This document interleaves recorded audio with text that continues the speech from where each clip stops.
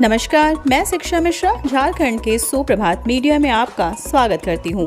दोस्तों, झारखंड के तमाम छोटी बड़ी खबरों को जानने के लिए हमारे चैनल को सब्सक्राइब करें और साथ ही कमेंट सेक्शन में ज़रूर बताएं कि आप झारखंड के किस जिले से हमारे न्यूज़ को देख रहे हैं। तो चलिए शुरू करते हैं खबर को, जानते हैं आज के मुख्य समाचार।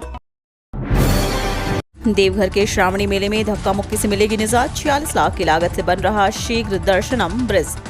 श्रावणी मेला में आए कांवड़ियों को सुलभ जलार्पण कराने के लिए बाबा मंदिर प्रशासन लगातार व्यवस्था को बेहतर करने में लगा है।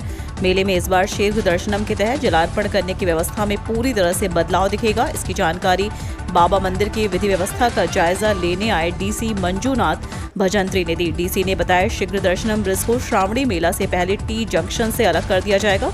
इससे भक्तों को कतार में धक्का मुक्की की शिकायत से भी निजात मिलेगा।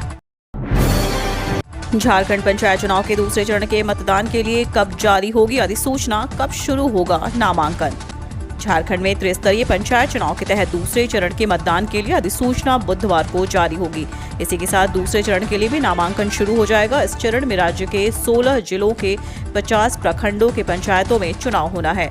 राज्य निर्वाचन आयोग द्वारा निर्धारित कार्यक्रम के अनुसार दूसरे चरण की सीटों पर 27 अप्रैल तक नामांकन दाखिल होगा। नामांकन पत्रों की जांच 28 से 30 अप्रैल को होगी, जबकि 2 मई को उम्मीदवार नाम वापस ले सकेंगे। 4 मई को चुनाव मैदान में बचे शेष उम्मीदवारों को चुनाव चिन्ह आवंटित किए जाएंगे। डायबिटीज की दवाएं मिलेंगी सस्ती, सरकार ने तय की 15 दवाओं के मूल्य। राष्ट्रीय औषधि मूल्य निर्धारण प्राधिकरण NPPA ने मधुमेह समेत विभिन्न बीमारियों के इलाज में उपयोग होने वाली 15 दवाओं के खुदरा मूल्य की सीमा तय की है। NPPA ने मंगलवार को कहा कि मार्च के अंतिम सप्ताह में बैठक के बाद कीमतें निर्धारित की जाएंगी। जो कंपनियां ये दवाएं बना रही हैं, उन्हें NPPA के सिफारिशों के अनुसार नए खुदरा मूल्य तय करने होंगे। प्राधिकरण ने अपने आदेश में कहा कि NPPA ने 24 मार्च को ही प्राधिकरण की 96वीं बैठक में किए गए निर्णय के आधार पर औषधि कीमत नियंत्रण आदेश 2013 के तहत 15 दवाओं के खुदरा मूल्यों को निर्धारित किया है। सीएम का निर्देश, हर महीने की 5 तारीख तक पेंशन योजना की राशि लाभुक के खाते में क्रेडिट हो जाए।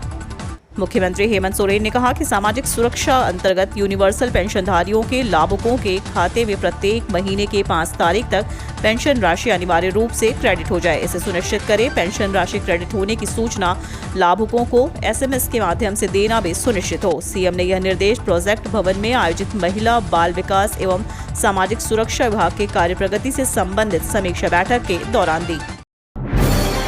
राज्य के 56,49,817 लाभुकों के बीच धोती, लुंगी, साड़ी किया गया वितरित। झारखंड सरकार गरीबों को राशन कार्ड उपलब्ध कराने के साथ ही महज 10 रुपए में सोना सोबरन धोती साड़ी योजना के तहत वस्त्र उपलब्ध करा रही है।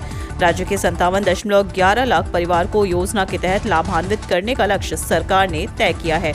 इसके तहत अभी तक 56,49,817 योग्य लाभुकों को योजना से आच्छादित किया जा चुका है। योजना के प्रथम चरण में अब तक 41,42,745 धोती, लुंगी, साड़ी का वितरण किया जा चुका है, जिसमें 34,29,817 धोती, 53,47,787 साड़ी और 19,11,909 लुंगी का वितरण शामिल है। आपको मालूम हो कि इस योजना से राज्य के लाखों BPL धारियों को लाभ मिल रहा है। सरकार ने इस योजना के 500 करोड़ रुपए का प्रावधान किया है। लाभुकों को साल में 2 बार 10 रुपए में योजना के तहत धोती, लुंगी, साड़ी दी जा रही है। PM किसान योजना की वेबसाइट पर आया ये बड़ा अपडेट, मिल रही इस सुविधा को किया गया बंद। केंद्र सरकार देश भर के करोड़ों किसानों को हर साल 6,000 रुपए की राशि प्रदान करती है। 3 किस्तों में दी जाने वाले इस राशि के जरिए से किसानों को आर्थिक मदद मिलती है। अब किसान 11वीं किस्त का बेसब्री से इंतजार कर रहे हैं। मीडिया रिपोर्ट्स की माने तो जल्द ही PM किसान योजना की 11वीं किस्त ट्रांसफर की जा सकती है। अब तक किसानों के खाते में 10 किस्तों का पैसा भेजा जा चुका है। पिछले किस्त 1 जनवरी 2022 को ट्रांसफर की गई थी। इस बीच PM किसान योजना की आधिकारिक वेबसाइट पर eKYC को लेकर बड़ा अपडेट जारी किया गया है, जिसका असर किसानों पर पड़ने वाला है। दरअसल सरकार ने OTP के जरिए eKYC करवाने की सुविधा को खत्म कर दिया है। इसको लेकर वेबसाइट पर जानकारी दी गई है। ड्राइविंग लाइसेंस टेस्ट अब सुबह 8 से 11 तक मेगा स्पोर्ट्स कॉम्प्लेक्स में। ड्राइविंग लाइसेंस टेस्ट के समय सारणी में बदलाव किया गया। गर्मी को देखते हुए परिवहन कार्यालय की ओर से यह आदेश निर्गत किया गया है। अब सुबह 8 बजे से दिन के 11 बजे तक हीरक रोड स्थित मेगा स्पोर्ट्स कॉम्प्लेक्स में टेस्ट लिया जाएगा।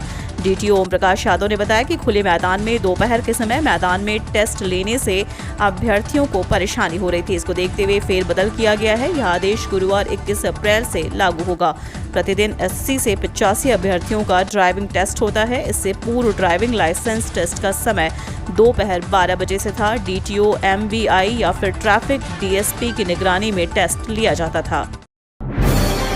कृषि और किसानों के विकास के लिए बनी योजनाएं दबी रह गई, फाइलों में नहीं मिला कोई लाभ। वित्तीय वर्ष 2021-22 में कृषि और किसानों के विकास के लिए बनी दर्जन भर से ज्यादा योजनाएं फाइलों में ही रह गई। इसमें किसान समृद्धि योजना, कटाई के बाद सब्जियों, फलों व फूलों को बर्बाद होने से बचाने की योजना, कृषि उपकरण वितरण सहित कई योजनाएं शामिल हैं। इनके लिए बजट में प्रावधान किया गया और वित्तीय वर्ष के अंतिम दिनों में योजनाओं की स्वीकृति हुई।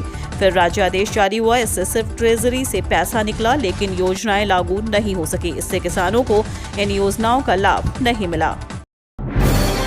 JBVNL नहीं मांगता बैंकिंग डिटेल, ऐसे कॉल आए तो यहां करें संपर्क। झारखंड बिजली वितरण निगम लिमिटेड अपने उपभोक्ताओं से कभी भी बैंकिंग डिटेल नहीं मांगता। मतलब खाता number, credit debit card number, CVV pin, OTP, expiry, internet, digital banking की जानकारी नहीं मांगता। दूसरी ओर बिजली बिल चुकाने, नया कनेक्शन लेने या कनेक्शन काटने जैसे किसी भी प्रकार के कार्य के लिए कॉल, मैसेज या ईमेल ना JBVNL करता है और ना ही उपभोक्ताओं को करने के लिए कहता है। ऐसे में अगर कोई इस प्रकार के कॉल, मैसेज आदि आए तो सावधान हो जाएं। इस संबंध में JBVNL की ओर से आम उपभोक्ताओं के लिए अलर्ट जारी किया गया है।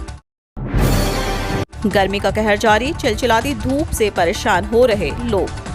रांची में गर्मी का कहर जारी है। वहीं 2 दिनों में शहर का तापमान बढ़ने की संभावना जताई गई है। सुबह से ही गर्मी का एहसास हो रहा है, जबकि दिन में सूरज लोगों को जला रहा है।